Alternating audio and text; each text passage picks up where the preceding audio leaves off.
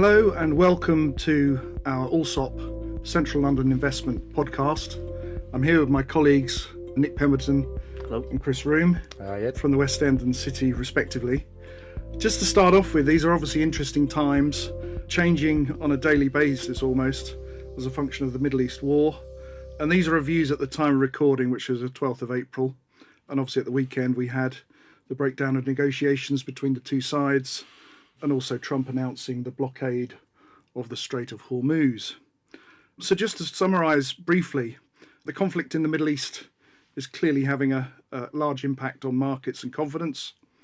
Oil price increases are pushing inflation, which is expected to be there for the medium term.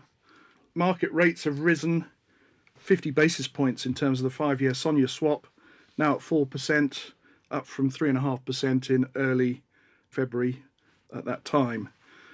The outlook for the Bank of England base rate is now pretty static, currently at 3.75%, and a deterioration from earlier expectations of reductions during the course of this year. Equity markets, volatile. The FTSE 100 was down nearly 10% from its all-time high in February, although much of that ground has been recovered following the negotiations and so on. So the steady improvement in market sentiment seen before the war has now pretty much evaporated. So, Chris and Nick, how are you seeing central London at the moment in terms of the real estate and how the markets have reacted over the last 6 weeks? Thanks, Ed. Hi, welcome everyone. Well, the last 6 weeks, I suppose, it's in some ways surprising in that we've had volumes in the West End and the City combined were sort of nudging 2 billion, 1.83 billion, I think. And interestingly, 51% of that, being very geeky and specific, was done in March. So exchanged or exchanging completed in March. So half the volume has actually happened in March. And obviously, to remind ourselves, it kicked off on the 28th of February. So everyone's obviously looking for pointers as to what's happening in the market generally. So the simple answer to the question is that, the West End and the City combined volumes have maintained a steady amount during March since the conflict began. But I guess we'll get into that, and it doesn't necessarily paint the whole picture. It's an interesting point, isn't it? Because that's most of the volume in the city that went through in March. But I suppose it's going to be interesting to see what happens going forward, and have the events of the last 6 weeks given people pause for thought for launching sales. Feels a little bit quiet over the Easter period as to preparation for marketing, particularly of larger lot sizes. And, as you intimated, Ed, the shift in the base rate and the impact that's going to have on potential impact that could have on inflation, etc., will run through. So I think it will be interesting to see what happens come 30th of April. I think it's worth probably just recapping, because where we got to sort of at the end of the year and the start of this year, trajectory of interest rates were pointing in the right direction. Number of buyers, number of interested parties, number of requirements was up significantly. Offices were back. We said this in one of the last podcasts, that offices are back on everyone's shopping list, be it the UK fund or privates, etc. And last year, the West End and the City combined, so London recorded 9.6 billion of volume, roughly 4.5 in the City, the rest in the West End. And that's sort of 50% up on the 20-year low of 2024. So, the market had sort of staged its major recovery. The long-term average is 14 billion, so it did roughly 10 against a long-term average of 14, where large parts of that had very low cost of money, and a peak of sort of 20. So, the market was set fair, and January, February was kicking off. We'd seen the return of big lot sizes. And then, 20th of February happened. There was a lot of pause. And I think in the West End market, we spent the following 2 weeks with very little happening. And we're kind of drafting our market report to say, oh dear, it's doom and gloom. And then, a lot of deals, big deals, then fell in to happen. And all of a sudden, we've had actually quite a good March, despite everything. I don't know if that's the same as, City. So we're clocking in about 740 million over 24 deals, which if you compare it to the Q4 of 2025, Nick, which you said, we were all feeling quite sort of rosy towards the end of last year. We had the largest quarterly volume since Q3 2022. The 741 doesn't look too fantastic, really. It's probably 60-odd% down. It's quite a bit up on Q3 of 2025, but down on the 5-year average. The quarterly average was about just over 1.2. So A little bit subdued, but we're missing those big trophy deals. So Q4, we had the Can of Ham, we had the London Fruit and Wool Exchange, 2 deals over 300 million that went through. Our average lot size in Q1 this year is only 30 million, so down from 50 at the back end of last year. So, and we've still got 2 deals over 100 million, which is sort of keeping in line with kind of where we are really. So that's sort of where the city's at. Little bit down on what we were hoping for, not quite kept all the momentum that we had in Q4, but still things happening, still deals to record and to be interested in and for comparables. Yeah, so West End volumes for the quarter were about just short of 1.1 billion, 1,095 billion. That was 24 deals. And we've seen 4 deals over 100 million in this quarter. So that office trend of bigger lot sizes is continued into the quarter. 7 of those deals happened in March, including a couple of the bigger lot sizes. So as a quarter goes, it's actually been quite a steady quarter. And I think there's probably about another 800 million that we're tracking that's currently under offer. It's good to hear there's still activity and that things haven't stopped. And where does that leave prime yields, though, in the respective markets? We spent much time debating this, and everyone publishes their prime yields. But if you look at a typical deal in the West End, because we're seeing some pretty substantial rental growth, is people are factoring that into pricing. So, where your day one yield of a rent of £120 a foot might be, 3 3/4, but is that rent going to grow? What are people factoring in, etc.? I think at the sort of the prime end, we'd probably say prime yields in the West End are 3 3/4. You could look at Princes Street, which was a deal done in the last quarter, where I think that was sort of 3.6, 3.7%, £120 a foot rents, refurbished building, couple of tenants, decent length of income. And I think if you look at sort of 100 mil plus, then or probably 50 mil plus, then it's sort of 4%. But people are still trying to get better returns from the rental growth, so they're not really expecting that sort of 4% to stay at 4% or 3 3/4 to stay there. So the yields are still sharp because the rental growth picture is looking rosy still. Yeah. And I think it's the same for the city, except probably slightly less profound, but it is difficult to sort of measure a prime deal. There's very few of them there where you're seeing buildings that are being sold that have been pre-let, and the pre-let deal might be now at 20% below where it would let at today. And if they're being sold, at PC, that rent is already looking quite reversionary. So it is quite tricky. I think in the city we're sort of maintaining this kind of 5.25-ish, give or take, as a sort of prime yield. But as Nick says, there's evidence of deals. You can find 3 or 4 deals quite easily sub 5%, but there's reversionary elements within the leasing profiles. I think the thing to add as well is that's in the core prime locations, but if you move slightly further out, we are still seeing these sort of 6-7% deals if you're just outside the sort of core Mayfair, St James's, Marylebone, maybe markets. But in the prime end of the market, yeah, we're talking stability. Yes, there's a war, but actually the pricing is appearing to hold up. Yeah. Well, you look at 70 Chancery Lane, which was a deal for Q1, 70 odd million pounds. This was a purchase that HIH made, and the yield for 11-year income, so 80% of the buildings let for another further 11 years to a good covenant, was 5.56%. But it's a long leasehold, 175 years and a 5% gearing. So if that were freehold, you think possibly movement, or certainly movement down towards 5. Is it better than 5? I'm not so sure. Rent's quite sensible, though, in the sort of mid-60s, and there's evidence in the location of rents at 80, 90 quid on a headline basis. So, again, it's quite tricky just to work out exactly how that sort of benchmarks against a true prime yield. Yeah. But it's good evidence. Yeah. Okay, so we're getting into the deals now. So let's look at the headline deals, the sweet spots. Where are the good deals in the West End at the moment? I think there's been a real mix in our market. I mean, deals we liked. I mean, Wells and Moore, GPE was selling Wells and Moore, and that's been bought by Felberg and AG Boulder, and they, that was sort of 172. We think they're thereabouts, 5% or thereabouts. But really good building, built 15 years ago by GPE, multi-let, decent covenants in there like Heineken, and rents kind of 80-ish a foot, maybe a couple of floors better than that. A freehold, great big, entrance, reception area, all electric, EPC-B. Still some stuff to do and quite a lot of lease events coming and 5 or 6 year waltz.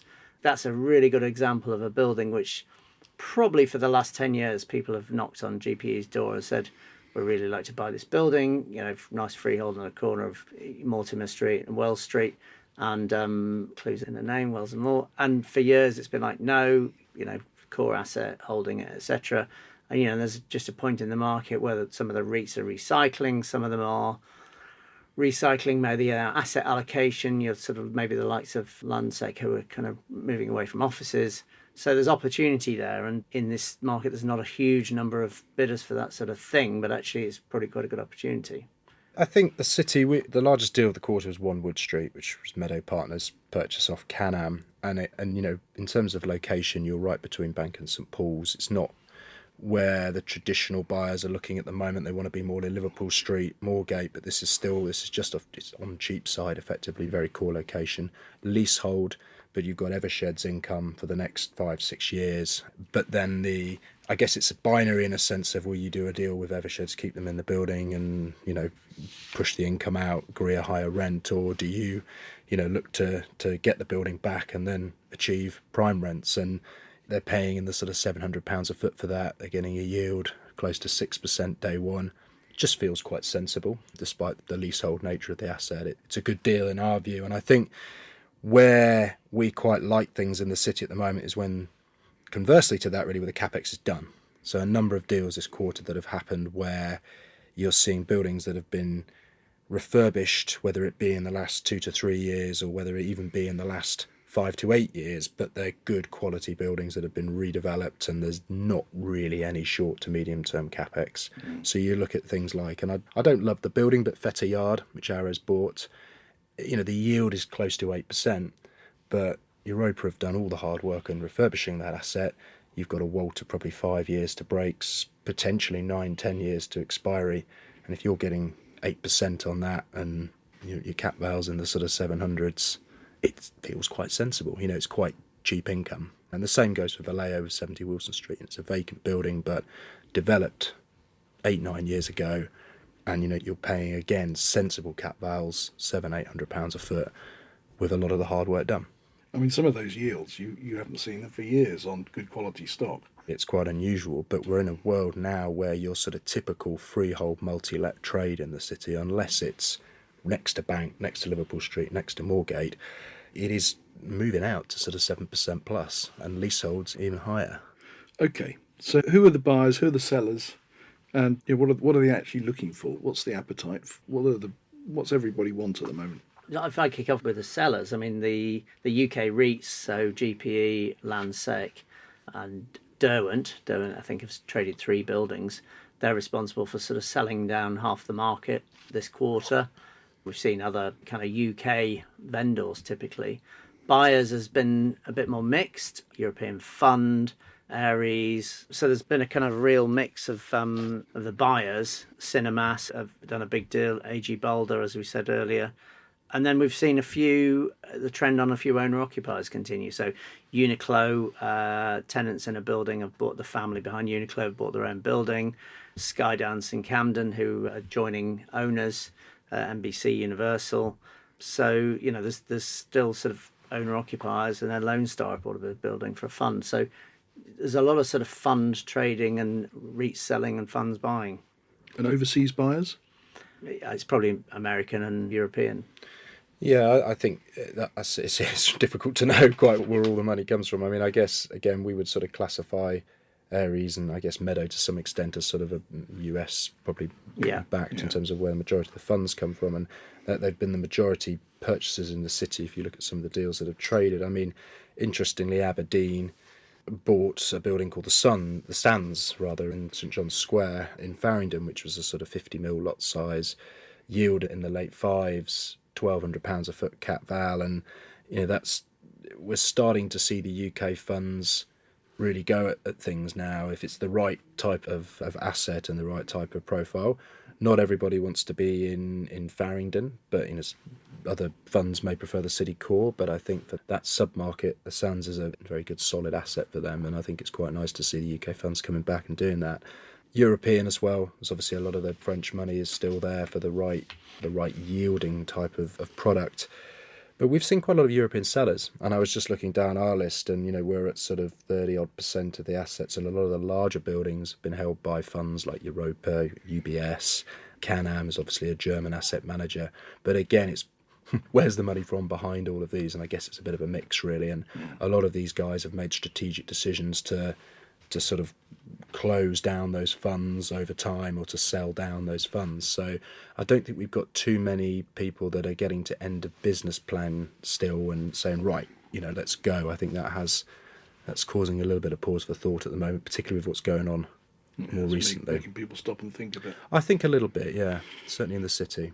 To that point, I mean, you asked us at the top of the podcast what's been the effect of the last 6 weeks, and I guess certainly we're getting a sense that whilst quite a lot of volumes happened and sort of, half the market, half the quarter's volume might have happened in March, that doesn't really capture the things that are possibly maybe not have gone abortive because of the conflict, but maybe are soft pedaling because of the conflict. There's a couple of deals in our market that have, they're going back to underbidders on, for example, but, I think those big deals possibly look like they were falling over regardless, rather than just due to the conflict, or maybe there were issues with it already. So, I guess it's in a way unfair on this podcast to say, well, it's all fine because March volumes accounted for half the quarters. What you don't see, I suppose, is the other things that are being soft pedaled. And I guess I have a view in the West End that the deal is hard won. There's probably 100, 120 deals a year in the West End, let's say 250 in London. And people fight hard to actually get something. And I think in these times of uncertainty, because it's moving so quickly, and, recording this at 2:30, I mean, we might all switch our phones on after the podcast and something different might have happened. So, deals are hard fought for and hard won. And I think there's quite a few deals that in a sort of watch and see that are under offer rather than a we can't do this kind of thing. Yeah, it'll take a long time, and they'll be watching the markets, and there's fluctuations, not just weekly but daily at the moment, isn't there? So I think even looking at the under offers, and I was looking through some of the buildings that have been under offer in the city, and some have been under offer for 6 months, and you think, because of what's happened in the last 6 weeks, are they going to drop that deal? Probably not, but will it get repriced? Possibly, or will it just be moved along a little bit more? And it's probably a combination of the previous two, really. I think there'll be an element of things will just take a bit longer as we get through this period. Yeah, and logically those buyers that are debt dependent, they're finding life a bit more expensive at the moment.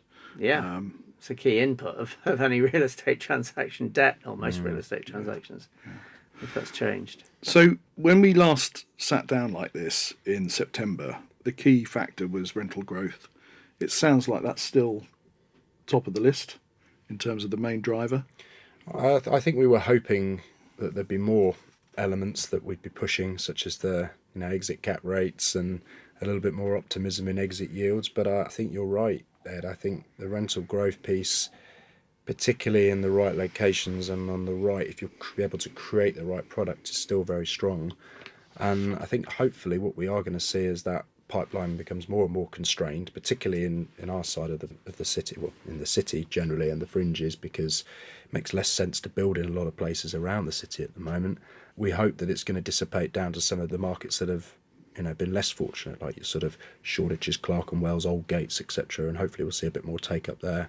But I think rental growth is still driving the market. And the forecasts are still, they were bullish back in September. They still feel like they're on track. I think high expectations. It's really hard to be, to specific. If you're in a core market, then there's pretty strong rental growth still. But so in terms of actual construction, what rents are you going to have to get to do a sort of ground up development in the city? You're in triple figures, aren't you? You're 90 plus really. Yeah. But then the costs could be going up again, so it might get even more. So there's going to be very little new stuff built, and particularly, if you look at the sub-markets of Mayfair and St James's, I think it's 75% we'd seen of developments currently under construction over 50,000 square feet. So 75% of them are already pre-let, and occupiers having to think further and further ahead. And there's a limited pipeline of what's being delivered in the next 5 years, particularly in that sort of Mayfair, St James's, maybe a bit of Fitzrovia, Soho, those sort of core markets, there's a real shortage of supply, and that has to continue to drive growth. And if we have a further hike in construction costs, which we may or may not do, but 20% of the oil and gas of the world is currently restricted, that might feed through to raw materials in the short to medium term, then that's only going to exacerbate rental growth further, I suppose. Those inflationary pressures are certainly there, aren't they? Yeah. Should we round up with favourite deals for the quarter? Nick, what's your I'd mentioned standout piece? I'd mentioned Wells and Moore, which I think is is a very good, solid deal that people have been chasing for years, and we're at a point in the market where actually it became, I wouldn't say easy, but a little bit easier to buy with less competition. The easy answer would be to mention a building in Harley Street where we advised the purchaser. And again, the reason I mention that is it's a very sticky tenant, been there for many years.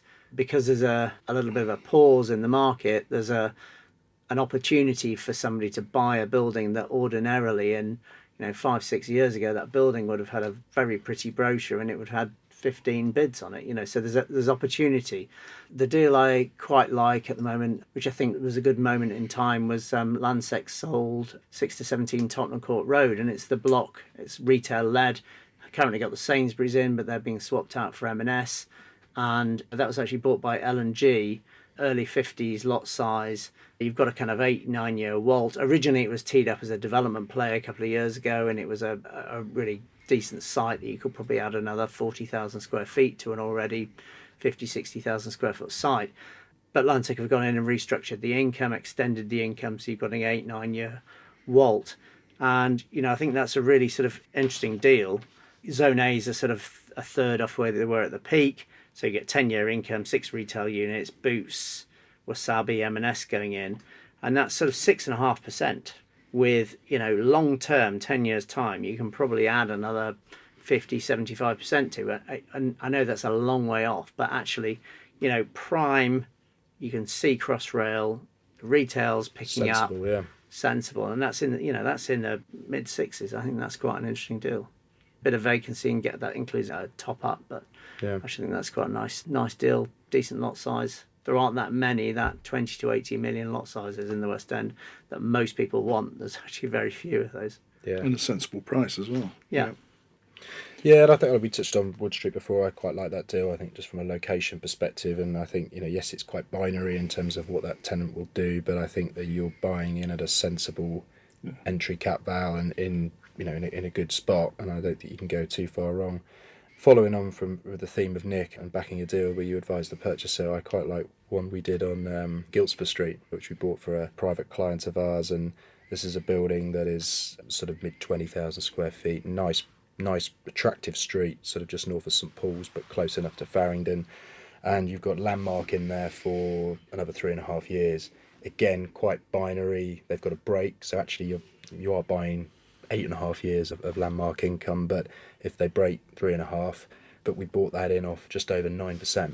Now it's a leasehold, long leasehold, and the rent's in the high 60s, but at just over 9%, the cap val's in the sort of mid 600s, and for a sort of 15-16 million pound commitment to have a building that's a stone's throw from St Paul's with some nice upsides, close to Crossrail, Farringdon, feels like quite a sensible deal, and I think there's some nice yield there, particularly if the tenant does stay for a nice period of time. So we quite like that, and I think, again, going back to what I was saying before in terms of the core plus market, I think there are some nice opportunities out there to buy income, whether it be leasehold where you can get 9% if you look hard enough, or freehold where you're probably expected to pay in the 7s, but if you start looking a bit further out, you can quite easily find 8. And that's, again, as you said before, Ed, yields that we haven't seen for quite some time consistently now being achieved. It does sound quite exciting, doesn't it? I mean, obviously there's a number of deals out there that look good value that are happening. The rental growth picture is still there, it's still strong. Yes, there's an uncertain background. Yes, the cost of debt has increased. But, fundamentally, a lot of the pricing is still fairly static in terms of where expectations are. And I think, the CapEx numbers as well are, they're not really shifting as people hope they would. It's still very expensive to return a floor, to fit a floor. So a lot of these sort of small to medium sized buildings, you have to do probably a Cat A refurb and a Cat B. There's all the building regs things, fire, all that comes into it as well. So, getting these buildings up to the right EPC rating, it's expensive. And I think that's a lot of the reasons why these yields aren't just coming in very quickly to the sixes because of shifts in interest rates. It's all the other stuff that's going on as well to sustain the income. If you're outside the core, if you're inside the core, you're mitigating that cost of every time a floor comes back, you might have to turn it into a Cat B fitted space. Inside the core, you're mitigating that with some pretty big rental growth each time. Yeah. Whereas if your rents are static or growing a little bit, that cost of refurbishing floors as you go through a multi-let building, that's the reason really why the yields are having to move out to accommodate the cost of running yields. You're running yields, you're running yields like 6. Yeah. You might be buying when you put 8, your costs in, your running yields are really So in terms of new stock coming to the market, is there much out there? Is it having much of an effect on pricing? As we came into the year, there was already a bit of concern that there's not a huge amount of new stock coming to market that's being openly marketed. Everyone's aware of a number of processes going on that are sort of maybe quiet processes, and I think the war has only gone to exacerbate that. There's been very few new glossy brochures, hardly any in fact in the West End. I don't know if that's the same in the city. Yeah, I think we've seen a little bit more of the targeted process has been around for quite a while now, where perhaps a vendor has slightly more aspirational pricing to where the market is, and I think you get advice from 3 or 4 agents and you quickly realise that's aspirational. Let's do something quietly so we don't look too silly if we don't get our price. And I think unfortunately you're right, Nick. I think post the events of the last 6 weeks, it's probably going to mean we do get less glossy brochures coming around the market for the short term. Begs the question, is it a good idea to put something out and a nice big glossy brochure if it's priced correctly, because you'll probably get quite a bit of attention? I think the London market, it's almost always the right thing to do a far and wide marketing, simply because obviously it depends on the asset, but simply because there's such a varied pool of buyers. I think my sense is that already, whilst pricing was improving as we came into the quarter and the bid-ask spread was certainly narrowing in the West End, I think we're definitely seeing vendors trying to control the narrative still, and keep control of the narrative and take hold of the narrative rather than putting something out there for the market to decide. Feels a bit more of a pick and choose. And there were, coming into the start of the year, quite a lot of processes being run on buildings quietly, some big volume buildings, and my sense is that those have maybe sort of paused in the last sort of 4 or 5 weeks because of the war. So we're probably, I think the consensus among agents, among our peer group, is that we're not going to see a lot of shiny brochures if the status quo politically sort of is as it is for quite a while longer. I suppose we need some excitement for the investors to sharpen their pricing, which clearly isn't necessarily there at the moment. Yeah, correct. To wrap up, any positive thoughts from the respective markets, Nick? Where do you find areas of positivity in these uncertain times? I think London's always relatively resilient compared to other markets, and I think real estate is resilient compared to other asset classes, and I think we're starting to see an uptick certainly from overseas investors who've maybe invested in, let's say, Gulf region, that returns were more attractive there, and they were looking at those markets in preference over London, and didn't really understand our yields. And I think there's a reason our pricing is the way it is. There's a sort of safety and a certainty of our markets.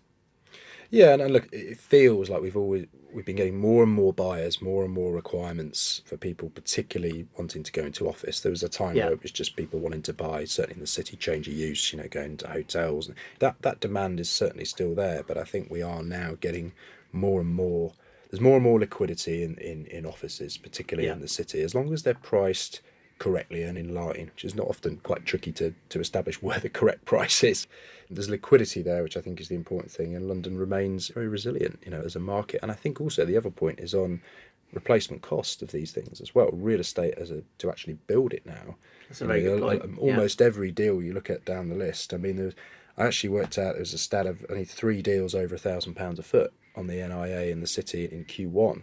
And actually, to build a building now is best part of £1,000 a foot. So if you think 20, that's without any land one of the deals of the 24 are being bought, giving a return, or most of them giving a return on an investment that you couldn't recreate or build. So I think fundamentally for me that is quite key. We'll wrap up there. Our views at the time of recording, 12th of April, uncertain times, but fundamentally central London is looking okay. Thank you both. Thanks, Ed. Thanks, Ed.